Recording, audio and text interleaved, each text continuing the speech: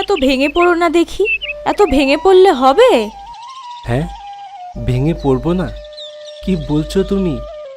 সংসার কিভাবে চলবে সেই চিন্তা কি আছে? সারা বছর এই শীতের দিনগুলোর জন্য অপেক্ষা করে থাকি। খেজুরের রস বেচে দুটো পয়সা রোজগার করব। আর এবছর তো একদিনও খেজুর গাছ থেকে রস পেলাম না। কি জানি কি হলো। হ্যাঁ গো, তুমি গাছগুলো ভালো করে চেঁচে দিচ্ছ তো? না হলে আমাদের খেজুর গাছ থেকে রস হয় না, এমন ঘটনা তো কোনোদিন ঘটেনি। হ্যাঁ গো হ্যাঁ, এত বছর ধরে আমি এই কাজ করছি, আমার কি আর ভুল হবে?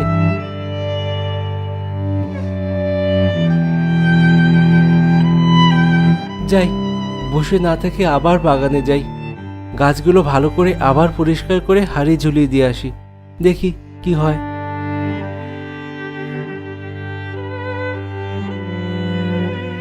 কি জানি কি হলো, এমন ঘটনা তো কোনোদিন ঘটেনি।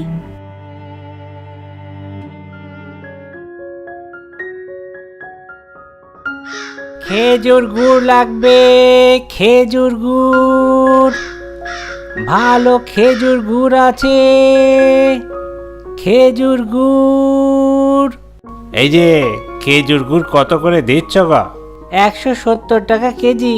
ওরে বাবা, খেজুর গুড়ের দাম বলছো না সোনার দাম বলছো? হ্যাঁ, খেজুর গুড়ের এত দাম? ও মনে হয় 170 টাকা কেজি দরে সোনা কেনে, মরকট কোথাকার। এই গায়ে খেজুরের বাগান থেকে রস পাওয়া যাচ্ছে না, সেই খবর কি রাখো? খেজুরের রস না হলে গুড় বানাবো কি দিয়ে? অন্য গা থেকে রস কিনে এনে গুড় বানিয়ে বিক্রি করছি, দাম হবে না?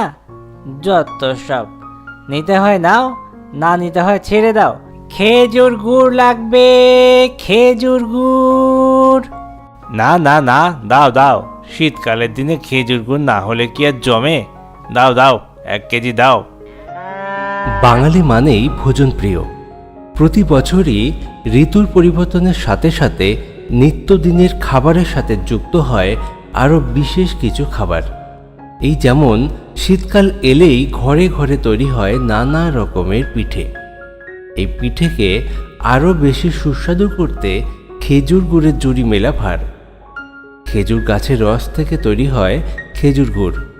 শীতের দিনে তো গ্রামের রাস্তায় রাস্তায় খেজুরের রসও বিক্রি করতে দেখা যায়। অনেকের কাছেই এই খেজুরের রস প্রিয় পানীয়। খেজুর গাছের মাথায় উঠে কিছু ডালপালা পরিষ্কার করে গাছে সামান্য ফুটো করে রেখে সেখানে হাঁড়ি ঝুলিয়ে দিয়ে আসতে হয়। সারা রাত ধরে সেই হাঁড়িতে জমতে থাকে ফোঁটা ফোঁটা রস। সকালবেলা সেই রস নিয়ে এসে বাজারে বিক্রি করে, অথবা সেই রস দিয়ে গুড় তৈরি করে বাজারে বিক্রি করে অনেকেরই সংসার চলে। আমরা মূল্য দিয়ে সেই রস বা গুড় কিনে খাই ঠিকই, তবে যারা এই রস নির্যাস বা গুড় তৈরির কাজ করেন তাদের জন্য এটি অত্যন্ত পরিশ্রমের কাজ। এই গ্রামেরই একজন বাসিন্দা সুনীল দত্ত, যে এই খেজুরের রস নির্যাসের কাজ করেন। গ্রামের ভিতরে থাকা একটি ছোট্ট খালের পাড়ে রয়েছে বেশ কয়েকটা খেজুর গাছ। এই খেজুর গাছ থেকে হওয়া রস বা খেজুর বিক্রি করে তার সংসার চলে। কিন্তু এবছর সে খুব সমস্যায় পড়েছে। কোনো গাছ থেকেই সে রস পাচ্ছে না। প্রতিদিনই তাকে খালি হাতে ফিরে যেতে হচ্ছে।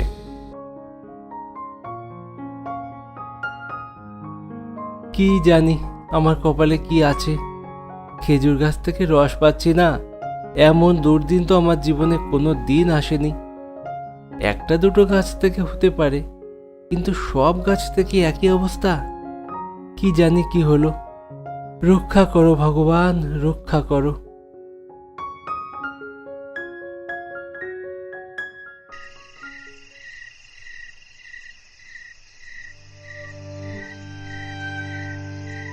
আজও যদি রস না পাই তাহলে কেমন করে সংসার চলবে? সংসার চালানোর টাকা তো সবই শেষ। হায় ভগবান, এ কি দিন এলো আমার জীবনে।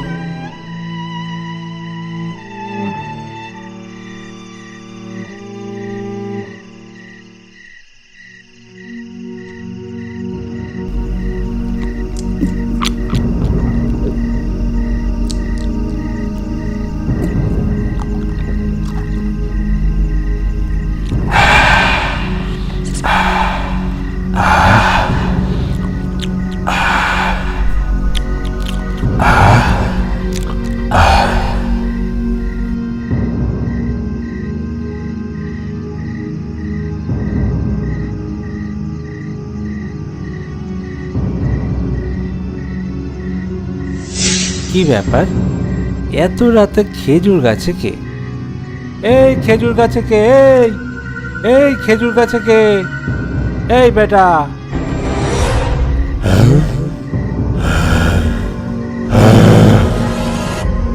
এই বেটা, এই তুই কে?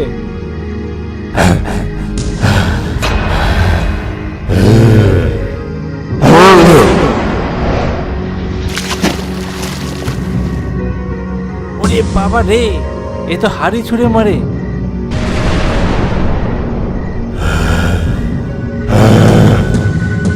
হ্যাঁ, এ কি? এ তো ভূত। ওরে বাবা রে, রাম রাম রাম রাম রাম রাম রাম রাম রাম রাম রাম রাম রাম রাম রাম রাম।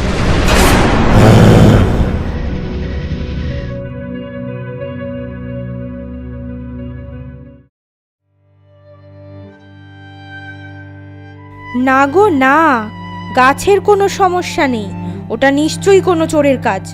মর মর মর, চোর মর। আমাদের গাছের রস নিয়ে তুই শান্তি পাবি না রে। চোর কোথাকার, চুরি করার আর জায়গা পেলি না? হ্যাঁ, আমরা গরিব মানুষ, আমাদের গাছের রসে চুরি করতে হলো? চোর বলে কি কোনো দয়া মায়া নেই রে? আমরা এখন সংসার চালাবো কি করে বলো দেখি? কি গো বৌমা, কি চুরি হয়েছে? আর বলো না, আমাদের খেজুর গাছ থেকে প্রতিদিনই রস চুরি হচ্ছে গো কাকা। না গো না, রস চুরি হচ্ছে না, তোমাদের সব গাছের রস খেয়ে নিচ্ছে গো। খেয়ে নিচ্ছে? কে খেয়ে নিচ্ছে? আর অতগুলো গাছের রস কি কারো পক্ষে খাওয়া সম্ভব? আরে তোর বাগানের উপরে কালো ছায়া পড়েছে, এক ভূতের নজর পড়েছে তোর বাগানের ওপর। ওই ভূত সারা রাত ধরে তোর বাগানের সব গাছের রস খায়, আমি কালকে রাত্রে দেখেছি। হ্যাঁ, বলেন কি কাকা? হ্যাঁ, তাহলে আর বলছি কি রে, খুব বিপদ। ওই ভূতের নেশা হয়ে গেছে খেজুরের রস খেয়ে, ওকে এখন ওই বাগান থেকে তাড়ানো খুব মুশকিল। হায় হায় হায় হায়, শেষ পর্যন্ত আমাদের বাগানের ওপরই ভূতের নজর পড়তে হলো। ওই ভূত ছাড়ানোর কি কোনো উপায় নেই? আছে, উপায় একটা আছে, তবে সে বড়ই শক্ত কাজ। করতে পারবি? করতেই হবে। ওই ভূত না ছাড়াতে পারলে আমাদের তো না খেয়ে মরতে হবে। ঠিক আছে, তবে শোন, আমি তোকে কিছু জিনিস দেব, সেইগুলো তোকে সব হাঁড়িতে একটু একটু করে রেখে দিতে হবে। ওর মধ্যে যখন রস পড়বে আর সেই রস যখন ভূতে খাবে, তখন ওই ভূতের আর খেজুরের রস ভালো লাগবে না, বিরক্ত হয়ে যাবে, ওই বাগানই ছেড়ে দেবে, কোনো দিন আসবে না। তবে এই কাজটা করতে হবে রাতের বেলা, দিনের বেলা করলে হবে না। হ্যাঁ, রাত্রে? ওরে বাবা! আমি করব, করতে আমাকে হবেই।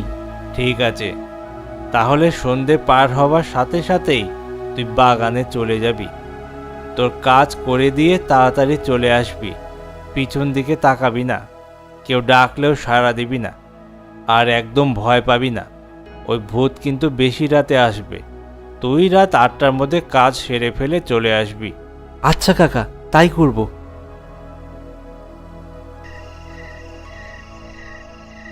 পেটের দায়ে মানুষ কতই না অসাধ্য সাধন করে।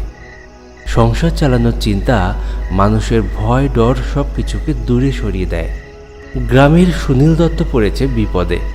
তার খেজুর বাগান থেকে ভূতের নজর সরানোর জন্য সে এত বড় একটা বিপদের মধ্যে যাচ্ছে।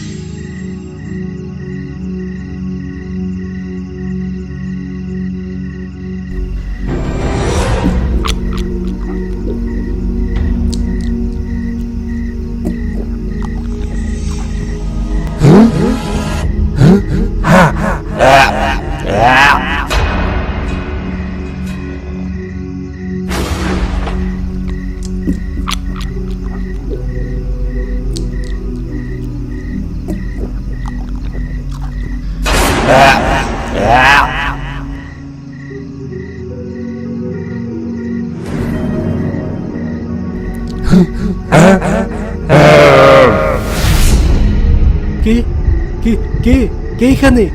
কে কে এখানে?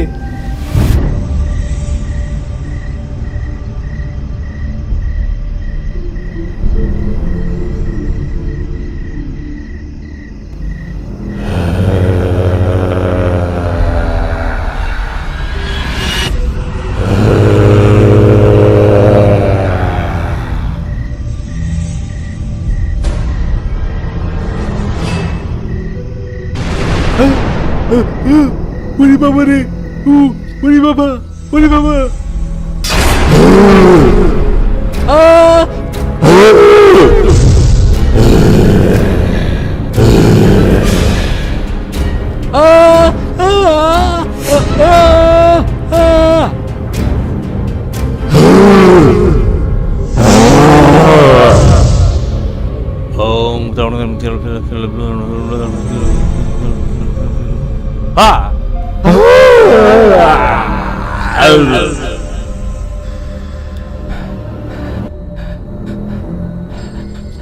কাকা, আপনি সময় মতো না আসলে আমি তো আজকে মরেই যেতাম।